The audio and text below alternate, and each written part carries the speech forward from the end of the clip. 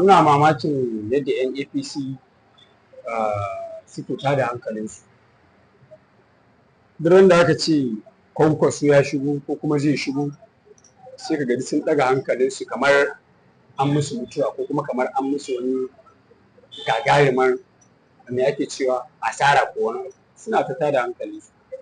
Maganar Kwankwaso zai shiga APC ko ba zai shiga APC ba, da Kwankwaso yana son shiga APC yau Kwankwaso ya shiga APC zai shiga APC kuma Tinubu yana fatan haka. Tinubu kullum mafarkinsa ya shiga Kwankwaso ya shiga APC. Duk wani wanda yake kishin gwamnatin Tinubu ta shekara 8 wanda yake fatan APC ta ɗore roƙonsa Kwankwaso.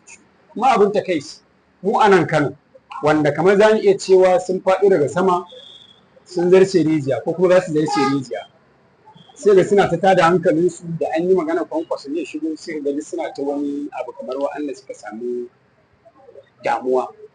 To ni ina ganin kamar inda APC suke yi nasarar APC ce a gabansu, ai za su Kwankwaso ya shigo. Amma uwa uba shine Kwankwaso nan yana da jam'iyyarsa, gwamna ne da shi, 'yan majalisu ne da shi, ba wai iya Kano ba, a sassan Najeriya daban-daban a jihohi. Amma abin takaici sai ka ga kaman wanda bai da kujera ko ta kansila a hannunsa wai yana bakin cikin mai wannan damar ya shigo APC, kuma an yi magana ya ce shi ɗan APC.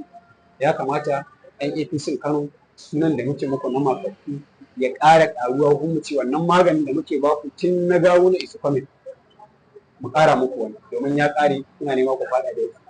Magana ce ta lokaci, idan Kwankwaso zai shiga APC ba wanda ya siya hannu, kuma duk damar da Kwankwaso yake so a APC ba zai shiga APC ba sai ta tabbata. Kwankwaso ba yaron ɗin siyasa, saboda haka muna so kwantar da hankali. APC yau ko gobe in ta kama mu shigo za mu shigo. Me kuke tsoro ne? Me matsalar ku? Ai APC kuka ce kuna kun ce kun isa, sai ku bari mu shigo, ku shigo kowa ya kwaci kansa a ciki ko kamar yadda ake cewa kowa iyalan sai wanki, amma duk sai ku bi ku damu kanku kamar wasu wa'anda kansu ya samu matsala. Saboda haka ni a ganina ku nutsu ku kwantar da hankalinku, tunda kun yarda ku jarumai ne, kun ce kun isa har kuke zargin ma wai a baya kun ci gwamnati kotu za ta kwata muku kun yi donan kuma kun kasa. Wanda ya ci gwamnati kuna ganin kun ci gwamnati a Kano, ko ku kuna ganin misali ma 2019 Tinubu da ransa ya san ba ku ci zaɓe, ya san ba ku ci zaɓe ba. Aka zo aka shiga zaɓe 23 ba ku ci zaɓe ba. Aka zo aka yi by election a nan kwana-kwanan nan ba gwai da shanu ne, shi ma ba ku iya cin zaɓe ba. Amma ku a zaton ku Tinubu zai ɗauke ku ya aje wa'annan mutanen, ko wai zai ɗauke ku ya aje Kwankwaso wai da sunan wai ku ne za ku mara abin da yake. Duk duniya Tinubu waye zai taimake shi shekara 8 yake. Wanda ku ba ku iya ciwo kanku ba ku iya ciwo ahalinku ba ma ku jeru. Wanda kuke kirarin jagoran ku a jihar Kano ɗansa ya takarar rep amma ya faɗi.